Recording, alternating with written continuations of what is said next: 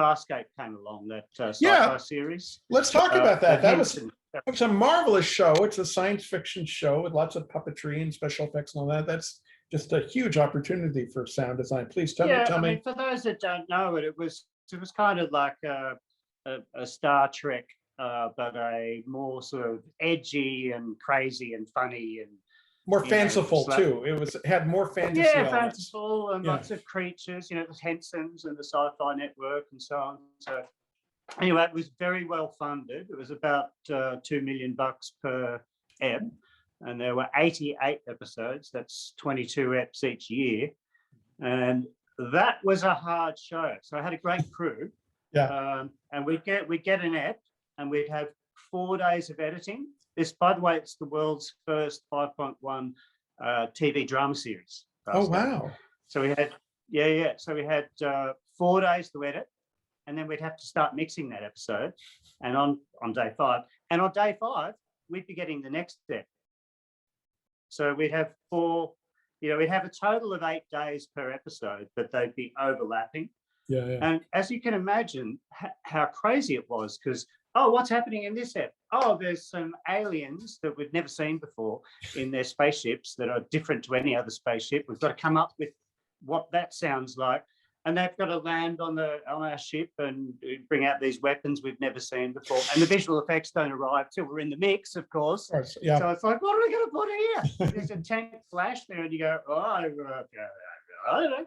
How do you approach that? Tell me about how you would deal with that. Like what you would grab in the library or go out and record, or no, again, there's nothing in the library. So what we did for that show, so the Moya, the ship that they're on, is a living ship. Yes. So myself and Kate Carl, who's the fantastic other sound designer on that show, we created a whole lot of atmospheres and pulses and stuff from crickets and birds and frogs and all that sort of stuff. So all the buttons and the atmospheres of the ship, they're all from natural sound. So we have that. That's well. Let's talk a little bit about that show. How did Mad Max fall into your lap? How did you were on before Mr. Mangini? I imagine you. Yeah. Tell me the whole arc. Okay, well, George's normal sound designer was not available at the time. He was working on another film, and I'd already worked a little bit on Happy Feet, and George knew about me, and I'd done a film just prior to it called The Railway Man, I did a really great job on that. It's a really good soundtrack, and anyway, I think George heard that I'd done a good job, and maybe he should give me a go. And one of the things I'd say about George is he's fantastic, he and Margie, for opening up opportunities to people. In the editing department, there were lots of young people whose first job it was working on, their first job in the industry was Fury Road. Wow. It's pretty remarkable for opportunities. But so we had a really good meeting, and we clicked really well about the project. And so I got on, and I moved all my equipment into George and Margie's building in King's Cross, and basically worked alongside them for 18 months. Wow. Prior to the mix beginning, which is when Mark came on initially, and then of course it went over to LA to be completed. Sure. But yeah, we'd done. Yeah, the lion's share was already complete by then, because we'd already done 8 tent mixes for Warner Brothers, and there was 8 tent mixes. That's oh my insane. God!